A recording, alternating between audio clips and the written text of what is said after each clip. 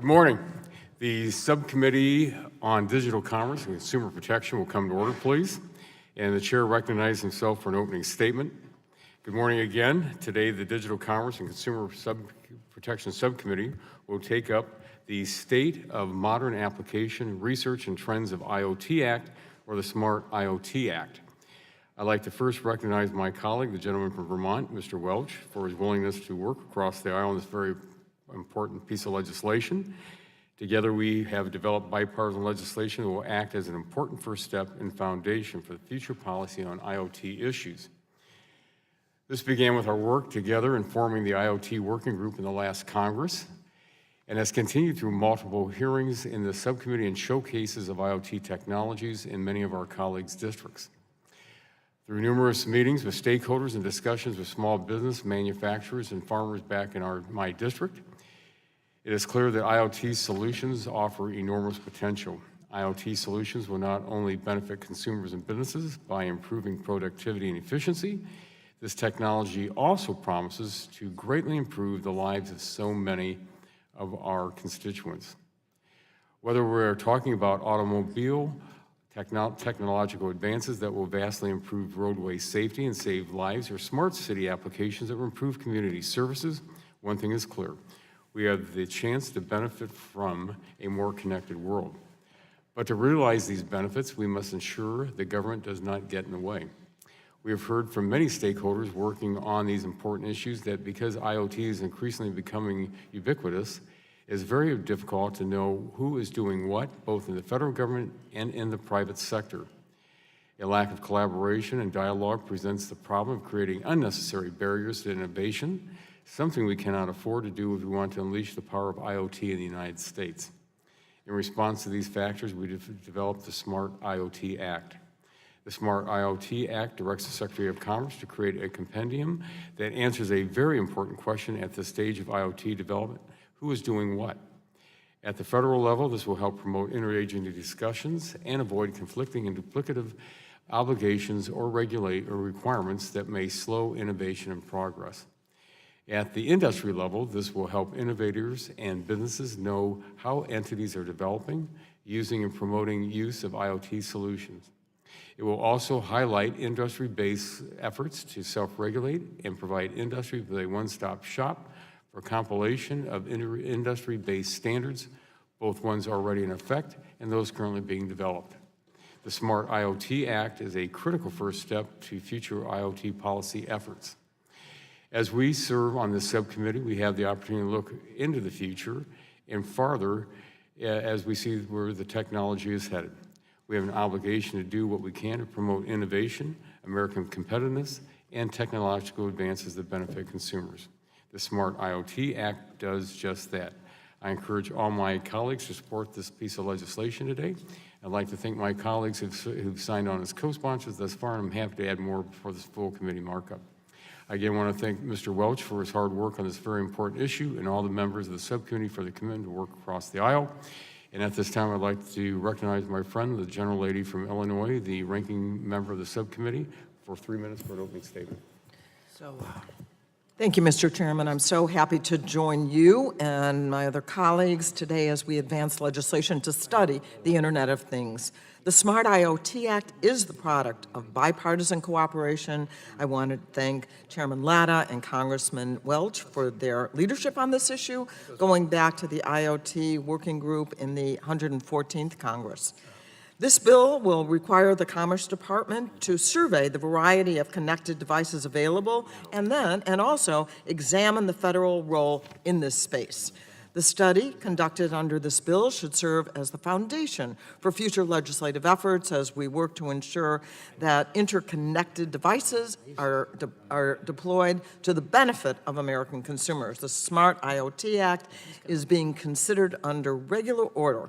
After a series of hearings on the Internet of Things, Republicans and Democratic staff worked together on a discussion draft of the bill. Last month, we held a legislative hearing. We are hearing testimony, where we heard testimony from the Center for Democracy and Technology, Chamber of Commerce, and Intel.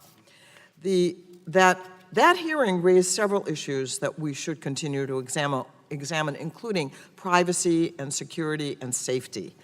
Our subcommittee has proven its ability to work on a bipartisan basis when we advance legislation. However, I will note that this is the first subcommittee markup we have held this year and only the second in this Congress. We are leaving major consumer protection issues unresolved.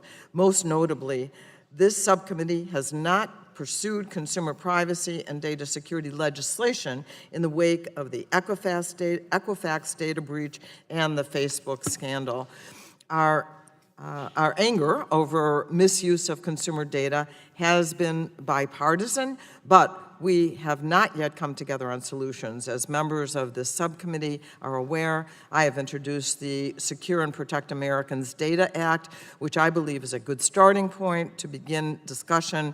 I continue to urge my Republican colleagues to bring their ideas to the table so we work to find common ground.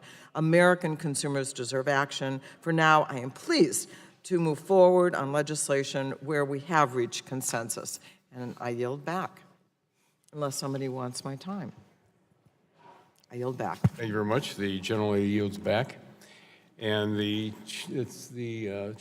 gentleman from Oregon, the chairman of the full committee, is not here at this time, and we will informally pass on his opening statement. I recognize the gentleman from New Jersey, the ranking member of the full committee, for 3 minutes. Thank you, Mr. Chairman. The Smart IoT Act is the next step of this subcommittee's work on new and innovative internet-connected technology. Chairman Latta and Representative Welch have worked together over the past few years to help us discover how the Internet of Things is enhancing our economy and improving our lives, and I commend them for that work and the bill before us today. Many of us have made connected devices part of our daily lives through things like digital personal assistants and fitness trackers, but the Internet of Things reaches far beyond consumer products. The so-called industrial Internet of Things is making companies safer and more efficient. Drones are used to assess hazardous situations and to keep first responders safe. Manufacturers use sensors to increase quality and reduce waste. Airplanes have sensors monitoring parts that can tell mechanics that preventative maintenance is needed to avoid failures. The bipartisan bill we're marking up today directs the Department of Commerce to conduct a study and report on the state of the Internet of Things. Since the hearing a couple of weeks ago, a few changes were made to the bill based on some of the feedback we heard at the hearing. Because we all know that IoT is used across practically all industry sectors, the bill no longer requires Commerce to come up with a comprehensive list of industry sectors using IoT. Commerce will, however, still survey industry sectors making connected devices and public-private partnerships promoting the adoption of connected devices. And the completed report will include descriptions of the ways IoT devices are developed, promoted, and used. The report will also include a list of industry-based bodies that have developed or are developing standards for the Internet of Things, and based on feedback from one of our witnesses at the hearing, the report will give the status of these standards. Standards and guidelines implemented by federal agencies will also be identified in the report.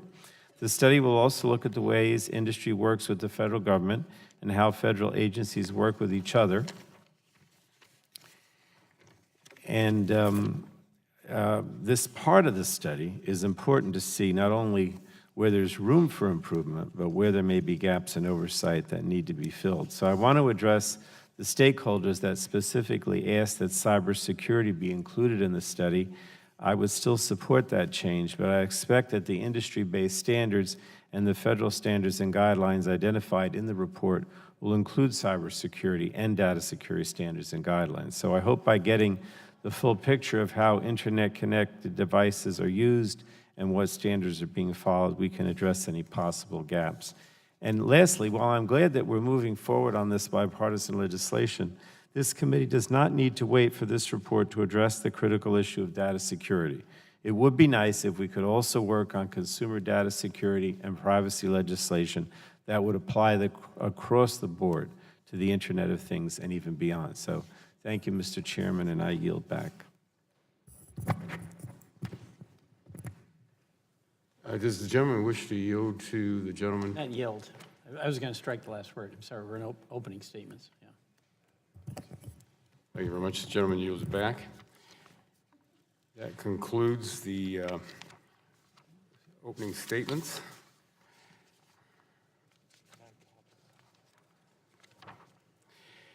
And the chair now calls up H.R. 6032 and asks the clerk to report. H.R. 6032, to direct the Secretary of Commerce to conduct a study and submit to Congress a report on the state of the Internet-connected devices industry in the United States. Without objection, the first reading of the bill is dispensed with, and the bill will be open for amendment at any points so ordered. Are there any bipartisan amendments to the bill? Seeing none. I believe the gentleman from Vermont would like to strike the last word. I would. Thank you, Mr. Chairman. Appreciate it. I want to thank you and Ranking Member Schakowsky and both committee staffs, especially the committee staffs, for working with us on this legislation, the Smart IoT Act, which acknowledges that Congress needs to better understand the Internet of Things industry. Chairman Latta and I started the IoT working group last Congress. 21 bipartisan members participated in that. And it was all intended to help us better understand the Internet of Things, the ecosystem, explore what role Congress can play, and to get informed before we act rather than after. And it's great that we continue to work on a bipartisan basis to help consumers and companies move forward with greater usage of these IoT devices. And as we all know, the Internet of Things encompasses a world where machines and physical objects are embedded with Internet connectivity and network sensors, allowing them to process data and communicate in real time with their surrounding environment.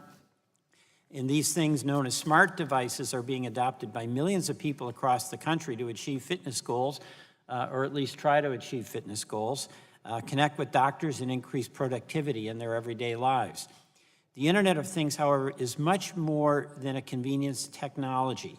It has the potential to be a catalyst for significant economic growth and job creation, not just in urban areas, but in rural Vermont and in rural America.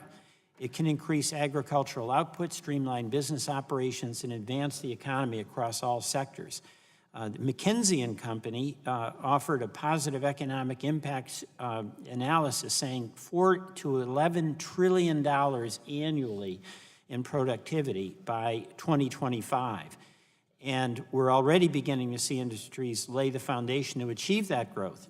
In the energy sector, for instance, the Internet connectivity has been integrated into electric grids and in utility infrastructure across the country. The healthcare sector is benefiting from the Internet of Things by increasing and improving patient access and quality of care with more precise, real-time information on a patient's health. That's helping in Vermont treat patients in the Northeast Kingdom through telehealth services. And the agriculture industry is utilizing the Internet of Things to transform their farms and increase productivity, including in East Fairfield, Vermont, the Mangan Brothers Dairy Farm. It's a 900-cow operation that uses some of the latest and best technology to maximize their efficiency in the barn. They track each cow with a pedometer that provides real-time data on the health of the cow, what cycle they're in, and other pertinent information to their computer and iPad. That information is used to know when to breed the cows, how intensely to stimulate the cow's udder to encourage milk letdown, and how much salt content is in the milk, which is a precursor for infections in the udder or mastitis. So there's incredibly practical applications across our economy, and the potential appears unlimited. This bill is an important part of the advancement of this technology so we can continue to better understand the current IoT landscape in the private sector and across federal agencies. Mr. Chairman and Madam Ranking Member, I look forward to getting this bill through full committee and onto the floor soon. Thank you very much.